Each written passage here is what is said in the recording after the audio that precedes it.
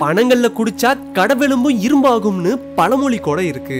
பதம் பார்த்து கொலைய நசுக்கி சீவி முட்டி கட்டி கல்லை இறக்குவாங்க. இது எங்க கிராமத்துல பாரம்பரியமான ஒரு பானம். இப்படி இறக்குற கல்ல குடிக்க எங்க கிராமத்துல பெருசுங்க பட்டாளமே இருக்கு. டிசம்பர் மாச தொடக்கத்திலேயே பனங்கல் எடுக்க சரியான பதத்துக்கு மரம் வந்துரும்.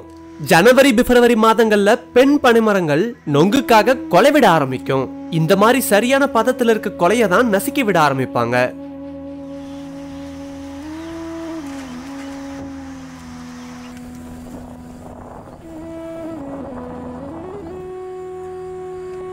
இதே மாதிரி தொடர்ந்து 3 நாளைக்கு கொலையை நசுக்கி விடணும்.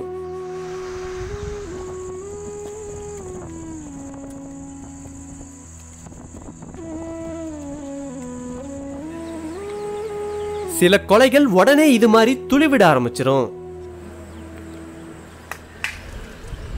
இந்த துளிகளை குடிக்க தேனீக்களும் வண்டுக்களும் கூட மொய்க்க ஆரம்பிச்சிரும்.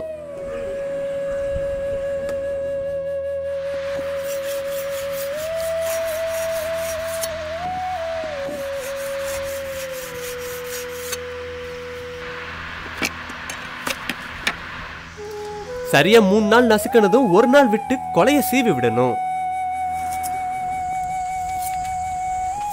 இந்த மாதிரி நசுக்கின கொலைகளை தொடர்ந்து 3 நாளைக்கு சீவி விடணும்.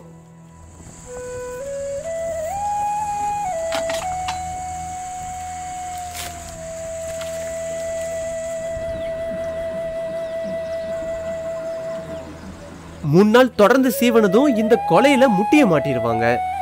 முட்டி மாட்டின பிறகு 3 நாள் தொடர்ந்து சேகரிக்கிற கல்ல அந்த முட்டியிலேயே புளிக்க விட்டுருவாங்க. அப்படி புளிச்ச கல்லை கீழே ஊத்திட்டு மறுபடியும் கொலைய சீவி முட்டியில கல்ல சேகரிக்க ஆரம்பிச்சிருவாங்க. தயிருக்கு புறமோர் எப்படியோ அந்த மாதிரி 3 நாள் புளிச்ச இந்த கல்லு புதுசா சேகரிக்கிற கல்லுக்கு சுவைய தரும். இந்த பனைமரம் இப்ப கல் எடுக்க தயாராயிடுச்சு. காலையில சாயந்தரம்னு ஒரு நாளைக்கு 2 வேளை ஒரு மரத்துல இருந்து கல் எடுப்பாங்க. மரத்துல இருக்க கொலைக்கு தகுந்த மாதிரி ஒரு மரத்துல 3ல இருந்து 4 முட்டி வர மாட்டுவாங்க. மரத்துக்கு ஏத்த மாதிரி ஒரு மரத்துல இருந்து ஒரு நாளைக்கு 2ல இருந்து 3 லிட்டர் வரைக்கும் கல்லு கிடைக்கும்.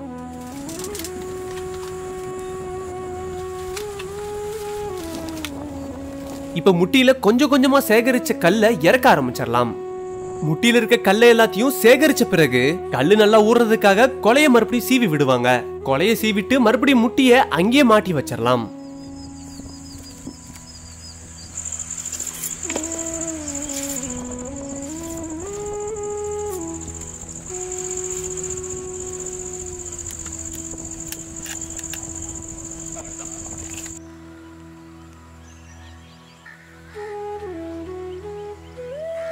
இப்படி முட்டியில சேகரிச்ச கல்லுல ஈக்களும் தேனீக்களும் இருக்கும். அத வடியால வடிகட்டி குடிக்க ஆரம்பிச்சிருவாங்க.